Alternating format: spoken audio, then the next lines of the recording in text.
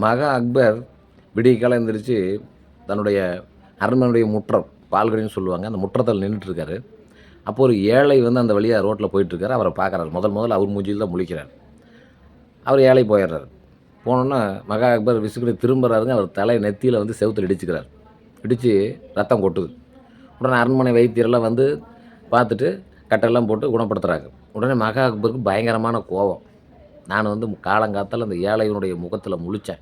அதனால எனக்கு அடிபட்டுச்சு. அந்த ஏழை வந்து ராசி இல்லாதவன். அவன புடிச்சிடுவாங்க. அப்புட்ன்னா உடனே அடையாளமெல்லாம் சொன்னோனே, உடனே படை வீரர்கள் போய் அந்த ஏழைய கொண்டு வந்துர்றாங்க. கொண்டு வந்து அரசர் முன்ன நிறுத்துறாரு. அரசர் பயங்கர கோபம். "நீ என்னுடைய மூஞ்சில காலங்காத்தால முழிச்சேன். அதனால தான் எனக்கு இந்த அடிபட்டுச்சு."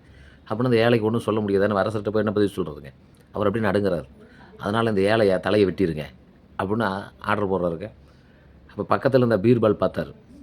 ஏன்னா ஏழை என்ன செய்வார்? அவர் ரோட்ல போயிட்டுருக்காரு. இவரு போய் பார்த்து இடிச்சுட்டா, இருந்தாலும் இவர்ட்ட அரசர்ட்ட போய் இப்ப சொல்லிட்டு இருந்தோம்னா, அவர் வந்து கேட்க மாட்டார். அப்படின்னு சொல்லிட்டு பீர்பால் பார்த்தாரு. "அரசே ஒரு நிமிஷம்" அப்படின்னாரு. "என்னங்க பீர்பால்?" அப்படின்னாரு. அந்த ஏழை விட ஏழை வந்து ராசி இல்லாதவன்னு நீங்க சொல்றீங்க இல்லைங்களா? அவர விட ராசி இல்லாத ஒரு மனுஷர் இருக்காருங்க. அப்படின்னு அரசருக்கு ஆச்சரியமா போச்சு. அவர விட ராசி இல்லாதவரா? யார் அவரு? அப்படின்னோனே, "நீங்க தாங்க" அப்படின்னு சொல்றாருங்க. உடனே அரசர் அப்படியே ஷாக் ஆயிட்டாரு. "என்ன நானா? எப்படி சொல்றீங்க?" அப்புட்னா, அதுக்கு பீர்பால் சொன்னாரு, "அரசரே நீங்க முற்றத்திலேருந்து அந்த ஏழைய பார்த்தீங்க. பார்த்தீங்க உங்களுக்கு லேசா மண்டையில அடிபட்டுருச்சு. ஆனா, அந்த ஏழை உங்கள வந்து பார்த்தாரு பார்த்தீங்களா? அப்ப அவரு தலைக்கே ஆபத்து வந்து உயிருக்கே ஆபத்து வந்துருச்சுங்க. அப்போ தலையில அடிபட்டு காயம் நல்லா போய் உயிர் போனா வருமா? அப்ப இதில உண்மையிலேயே ரொம்ப ராசி இல்லாதவங்க யாரு? நீங்க தான். உங்கள பார்த்தா அவருக்கு உயிருக்கு ஆபத்து." அப்படின்னு சொன்னாரு பாருங்க. உடனே அக்பர் சிந்திக்க ஆரம்பிச்சுட்டாரு. ஏன்டா மண்டையில அடிபட்டது சாதாரண விஷயம்.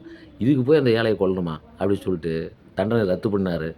ரத்து பண்ணிட்டு அந்த ஏழைக்கு பணம், காசெல்லாம் குடுத்து அனுப்பி வச்சாருங்க. பீர்பாலுக்கு நன்றி சொன்னாருங்க. இது எதுக்கு சொல்றேன்னா, நம்ம சிறு தவறுகளால ஏதாவது செய்வோம். வண்டி எடுத்து வீட்ட விட்டு வெளிய வருவோம். அப்ப யாராவது வருவாங்க. அவங்க இயல்பா வந்துட்டு இருப்பாங்க.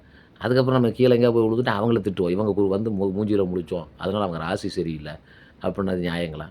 அப்போ இந்த ராசி, இந்த முன்னாடி அவங்கள பார்க்குறவருடைய துரதிர்ஷ்டம், இதெல்லாம் வந்து நம்ம மனசுக்குள்ள ஏற்படுத்தக்கூடிய ஒரு கற்பனைங்க. நீங்க என்ன நினைக்கிறீங்களோ அது நடக்கும். வண்டியில போறப்ப நம்ம கீழ விழுகாம பத்திரமா போவோம்னு நினைங்க, கண்டிப்பா போவீங்க. கீழ விழுந்துருவோம்னு நினைச்சிட்டே போனீங்கன்னா, கண்டிப்பா கீழ விழுவீங்க. அது உங்களுடைய கவனக்குறைவு. அத கொண்டு போய் மத்தவங்க மேல சுமத்துறது எந்த விதத்தில நியாயம்? கொஞ்சம் யோசிச்சு பார்ப்போம்.